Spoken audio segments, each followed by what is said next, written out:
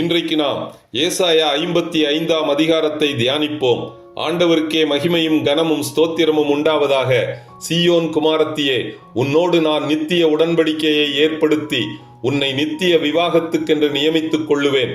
கர்த்தரை கண்டடையத்தக்க சமயத்தில் அவரை தேடுங்கள், அவர் சமீபமாய் இருக்கிறார். துன்மார்க்கன் தன் வழியையும் அக்கிரமக்காரன் தன் நினைவுகளையும் விட்டு கர்த்தரிடத்தில் திரும்ப கடவன். மன்னிக்கிறதற்கு அவர் கிருபை நிறைந்தவர். பாபிலோன் சிறையிருப்பில் என் மேல் தாகமாயிருக்கும் இஸ்ரவேல் ஜனமே, நீங்கள் எல்லாரும் ஜீவ தண்ணீரண்டைக்கு வாருங்கள். ஆவியும் மணவாட்டியும் புதிய எருசலேமில் நீ வாசம் செய்வதற்கு உன் வரவை எதிர்பார்த்து கொண்டிருக்கிறார்கள். சனகரிப்பிடமிருந்து எருசலேமை காப்பாற்ற ஆண்டவர் கையாண்ட யுக்தியை நீங்கள் எதிர்பார்த்தாலும் இந்த முறை அவ்வாறு இயற்கைக்கு அப்பாற்பட்ட யுக்தியை கையாளப் போவதில்லை. ஏனென்றால் என் நினைவுகள் உங்கள் நினைவுகள் அல்ல, உங்கள் வழிகள் என் வழிகளும் அல்லவென்று கர்த்தர் சொல்லுகிறார். இந்த முறை என் வாயிலிருந்து புறப்படும் வசனத்தை கொண்டு உங்களை மீட்டெடுப்பேன்.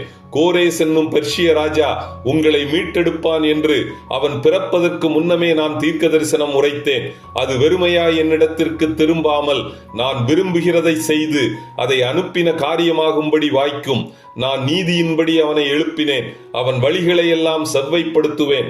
அவன் என் நகரத்தை கட்டி சிறைப்பட்டு போன என்னுடையவர்களை கிரயமில்லாமலும் பரிதானமில்லாமலும் விடுதலை செய்வான் என்று சேனைகளின் கர்த்தர் சொல்லுகிறார். நீங்கள் மகிழ்ச்சியாய் பாபிலோனிலிருந்து புறப்பட்டு சமாதானமாய் இஸ்ரவேல் தேசத்தை வந்தடைவீர்கள். இத்துடன் ஏசாயா 55ஆம் அதிகாரம் முடிவடைகிறது. கர்த்தர் தாமே நம் எல்லோரையும் ஆசீர்வதிப்பாராக. ஆமென்.